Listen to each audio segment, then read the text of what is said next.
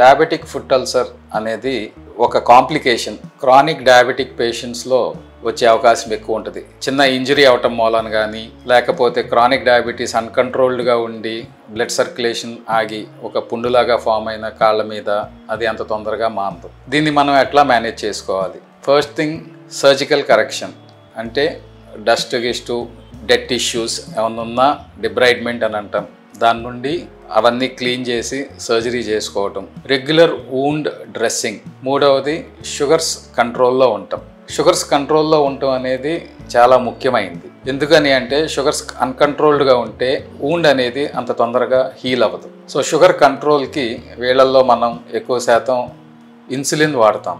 వాళ్ళ షుగర్ వాల్యూస్ని బట్టి 3 పూట్ల షుగర్ టెస్ట్ చేసి ఇన్సులిన్ చేయటమా హాస్పిటల్లో ఉన్నప్పుడు, లేదా ఇంటికి వెళ్ళినప్పుడు 2 పూట్ల ఇన్సులిన్ అంటే లాంగ్ యాక్టింగ్ ఇన్సులిన్, లేదు ఆల్రెడీ ఓరల్ మెడికేషన్స్ మీద ఉండి కంట్రోల్లో లేకపోతే long acting insulin plus oral మెడికేషన్స్తో బ్లడ్ షుగర్స్ అనేది కంట్రోల్ చేసుకోవాలి.